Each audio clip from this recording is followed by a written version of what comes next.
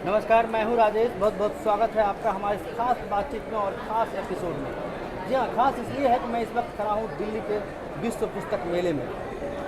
मेले की क्या स्थिति है, मेले में कितना गंभीर है पाठक और लेखक और पब्लिशर, इन तमाम चीज़ों को हम समझने की कोशिश करेंगे। सबसे बड़ी बात है कि आज मेरे साथ दो मेहमान मौजूद हैं। एक प्रसिद्ध विश्लेषक और पत्रकार हैं दुर्गेश उपाध्याय जी, और एक राइटर जो सबसे कम उम्र की राइटर है आसिमा, जिनकी पहली किताब रूपा प्रकाशन की तरफ से लगाया गया है और इनको माना गया है कि सबसे पहली और जो नई लेखिका हैं ये सामने आई हैं। जी हाँ, इनसे भी बात करेंगे। आप दोनों लोगों का बहुत बहुत स्वागत है। खासकर आसिमा आपका, क्योंकि आपकी ये पहली बुक है जी। इस दी Chaos Chaos Within। Within। जी। ये पहली फिक्शन की बुक है जी। तो क्यों आपने फिक्शन को चुना, जबकि अभी जो एक दौर चल रहा है लेखनी का, वो अपने बायोग्राफी को लेकर लोग लिख रहे हैं, अपने अनुभवों को लोग संकलन करते हैं। तो ये इस तरह का जो मिजाज जो आप में आया कि इस तरह की किताब लिखें, क्यों, जी। ऐसा क्यों? एक तो सबसे पहली बात कि आपने सही बोला, आजकल बायोग्राफीज़ काफ़ी चल रही हैं, लेकिन बायोग्राफी के लिए शायद इंसान को उतने तजुर्बे भी होने चाहिए। बिल्कुल। मैं अभी उस चीज़ के लिए काफ़ी छोटी हूँ शायद, तो मेरे पास उतने तजुर्बे नहीं हैं। और दूसरा, मैं ये मानती हूँ कि आज की दुनिया में जब आप कोई चीज़ पढ़ते हैं तो अगर वो आपको थोड़ी सी हंसी दे सके या थोड़ा सा आपको जो है खुश कर सके तो क्यों नहीं। तो तो इसलिए किस तरह की किताब है ये, मतलब किस तरह की खुशी या किस तरह की एंटरटेन करेगा ये? ये वैसे तो 5 दोस्तों की कहानी है, ठीक। जिसमें सभी लोग शायद थोड़ा बहुत अपने अपने दोस्तों के साथ की बातों को रिमेंबर जो है याद करेंगे, जो कॉलेज में वो देख चुके हैं, स्कूल्स में देख चुके हैं, उनके साथ कभी उठना बैठना, जो शायद हम आगे की दुनिया में जाकर थोड़ा बहुत भूल जाते हैं, बिल्कुल। थोड़ा बहुत उनसे दूर हो जाते हैं। तो उसी चीज़ के बारे में है कि कैसे आप दोस्तों के साथ रह के भी कई बार उनके साथ नहीं हो पाते हैं, और कई बार ऐसा होता है कि आप उनसे इतने दूर होते हैं लेकिन तो भी वो आपके साथ रहते हैं। आसिमा, मैं जब इस बुक स्टॉल पर आया हूँ और इस हॉल में मैं देख रहा हूँ कई सारे बहुत और सारे बुक लगे हुए हैं, जी। जिसमें अगर मैं देख पा रहा हूँ तो ये चेतन भगत की हाफ गर्लफ्रेंड है। जी। ये भी एक फिक्शन बुक है। जी बिल्कुल। तो ये एक अलग मिजाज से लिखा गया है ये। जी और वो बिल्कुल। आपने देखा होगा चेतन भगत की कई जो पुस्तकें हैं जी। वो पसंद भी की जाती हैं। जी बिल्कुल। तो आपकी जो पुस्तकें हैं ये और इस तरह का जो मिजाज है जी। उससे कितना अलग है? ये उससे बहुत ज़्यादा अलग नहीं है।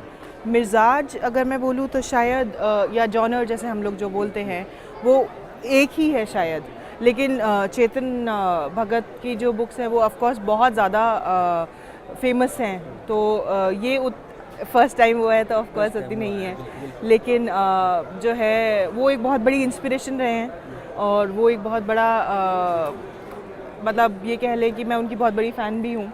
तो उन्हीं की बुक्स पढ़ पढ़ के थोड़ा सा मुझे भी इंस्पिरेशन मिला है कि हाँ मिला कि मैं बिल्कुल क्यों नहीं, मतलब कि अगर बुक पढ़नी है तो इस तरह की पढ़नी चाहिए, लिखनी है तो इसी तरह की लिखनी चाहिए, जिससे इंसान थोड़ा सा खुश रह सके। तो मुझे लगा कि क्यों नहीं।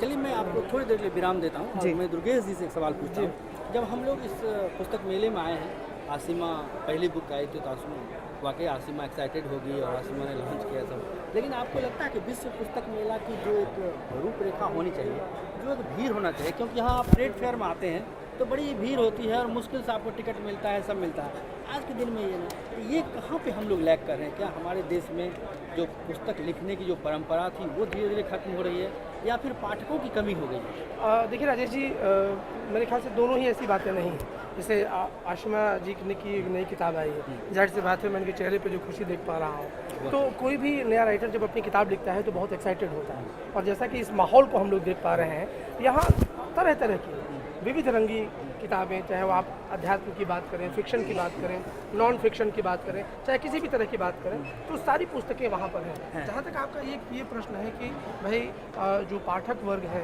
वो क्या घट रहा है, या और या जो लेखक हैं वो घट रहे हैं, मेरे ख्याल से दोनों ही चीज़ें नहीं हैं। दोनों ही, जो लिखने वाले भी, खासकर इस तरह से आशिमा जैसे जो युवा लेखक हैं वो भी, और दूसरा पढ़ने वाले लोग भी। तो क्योंकि यहाँ पे जो हम लोग भीड़ देख पा रहे हैं, इतने के बावजूद लोग आ रहे हैं, लोगों की दिलचस्पी होती है, और जिस तरह से इन्होंने एक छोटी किताब लिखी आशिमा जी ने, तो इसको काफ़ी पसंद किया जाएगा, लोग उसको पढ़ेंगे, देखेंगे, समझेंगे। अभी थोड़ी देर पहले आप बहुत ही चर्चित लेखक चेतन चेतन भगत भगत की आप बात कर रहे हैं, तो उनकी कई किताबों पर जो फिल्में बन चुकी हैं, जाहिर सी बात है कि वो एक कहीं ना कहीं एक रेफरेंस पॉइंट बन गए हैं लेखकों के, खासकर फिक्शन के क्षेत्र में। तो मुझे लगता है कि ये एक बहुत ही अच्छा प्लेटफॉर्म है जहाँ पर कोई भी आकर के एक लिख करके अपनी किताब को वो परोस सकता है, समाज के सामने ला सकता है और इस प्लेटफॉर्म पर उसको प्रमोट कर सकता है। तो ये काफ़ी इसको मैं एक बहुत ही मैं हेल्दी इस स्टॉल पे देख रहा हूँ कि आसिमा की सारी पुस्तकें यहाँ लगी हुई हैं, ये लेटेस्ट और अपकमिंग में और न्यू एडिशन में ये सारा जो भी कहिए इस स्टॉल पे लगे हुए हैं। लेकिन आसिमा, आपसे एक सवाल है जी कि आपने जब रूपा को संपर्क किया, क्या आपको लगता है कि आपकी तरह के कई लेखक हैं समाज में जो छोटे छोटे उम्र में कुछ सोचते हैं और अपनी सोच को एक अंजाम देना चाहते हैं, तो क्या उनके लिए पब्लिशिंग के लिए कोई जगह है, या पब्लिशिंग में आपको रूपा ने जिस तरह से आपको एक्सेप्ट किया, क्या और पब्लिशर ऐसे हैं जो कि एक्सेप्ट करते हैं इन लेखकों को या उनके जगह देते हैं लिखने के लिए? क्योंकि लिखने के लिए तभी लेखन प्रमोट होगा जी। तो अगर क्या आपका क्या अनुभव रहा है प्रकाशक को मैं ये मानती हूँ कि रूपा ने तो मुझे बहुत ज़्यादा सपोर्ट करा है, तो ये एक बहुत बड़ी अचीवमेंट है किसी भी फर्स्ट टाइम ऑथर के लिए कि उनको इतना ज़्यादा सपोर्ट ना केवल आपके दोस्त और आपके परिवार से मिले, बाकी किसी और आगे से आके कोई बोले कि हाँ आपने जो लिखा है वो हम वो करना चाहेंगे, वो एक अपने आप में बहुत बड़ा एक खुशी का एहसास होता है। तो आज के ज़माने में ऐसा नहीं है कि जो पहले पब्लिशर्स का वो होता था कि सिर्फ वही छापेंगे जिनके बारे में जानते हैं, जिनके आज के पब्लिशर्स बहुत आगे बढ़कर उनको सराहना देते हैं, वो आगे बढ़ते हैं और बोलते हैं कि आपका अनुभव रूपा के साथ बहुत अच्छा रहा है। उन्होंने आपको बिल्कुल, गले बिल्कुल, लगाया और बिल्कुल आपको एक बिल्कुल, जगह दी। बिल्कुल। हाँ, लेकिन दुर्गेश जी, मैं एक चीज़ मैं जानना चाहता हूँ कि मैं ये जो आप विश्व पुस्तक मेले में आप हर दूसरी तीसरी जो बुक दिखाई पड़ती है वो किसी न किसी सेलिब्रिटी का है। देखिए प्रणब मुखर्जी की, तेंदुलकर का, या आज का अचानक अमित शाह के बारे में लिखा, रणनीति के बारे में लिखा, हाँ मोदी के मैनेजमेंट मंत्र के बारे में चर्चा हो रही है सब। तो ये जो एक लेखन की परंपरा शुरू हुई है कि आप कोई काम करें और हिट हो जाए, तो सफलता के जो रहस्य और सफलता के जो मंत्र हैं वो आपको लिख के और आप बड़ी कॉपी में, तो प्रकाशक क्या उनको तरजीह देते हैं या इस तरह के लेखक जो कि रिसर्च करके समाज की एक नई सोच के साथ आते हैं उन्हें?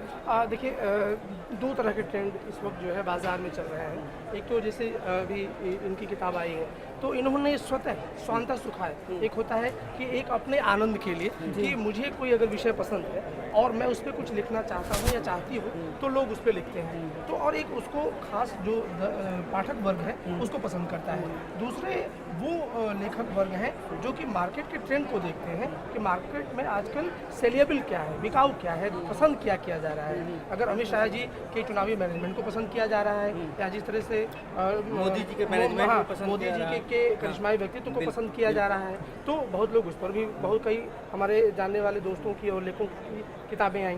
तो दोनों तरह के ट्रेंड हैं और दोनों तरह के ही पाठक बाजार में मौजूद हैं। बिल्कुल। तो ये बिल्कुल मुझे लगता है, और ये जो विश्व पुस्तक मेले में हम लोग यहाँ पर आए हैं तो निश्चित रूप से आप देख रहे हैं कि हज़ारों लाखों यहाँ पर किताबें हैं, तरह तरह की विविध रंगी और बहुआयामी यहाँ पे। जैसे मैं यहाँ देख रहा हूँ रस्किन बॉन्ड की काफ़ी किताबें लगी हुई हैं, रस्किन का बच्चों से संबंधित है, तो आसिमा क्या आपके मन में ये कभी नहीं आया कि बच्चों के लिए कुछ सोचा जाए, बच्चों के लिए कुछ किया जाए, या बच्चों को लेकर क्या या दिलचस्पी लोगों की घट रही है कि बच्चे या कौतूहल वाले वो जो है चीज़ें सब्जेक्ट जिस पर किताब लिखी जाए?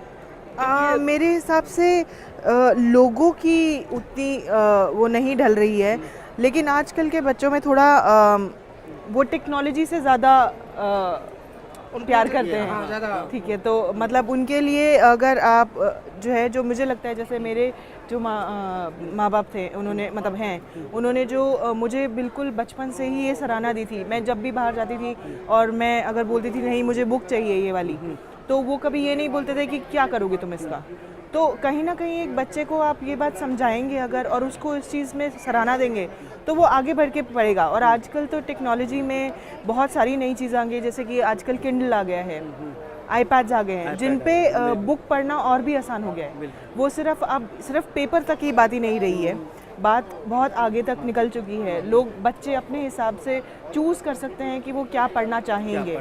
ठीक है, मैं बिल्कुल बहुत चॉइसेस हैं, तो वो सिर्फ ज़रूरी नहीं है कि एक बच्चा जो है वो सिर्फ बच्चों की किताबें ही पढ़े। बहुत सारी ऐसी लिटरेचर भी आ रही है जो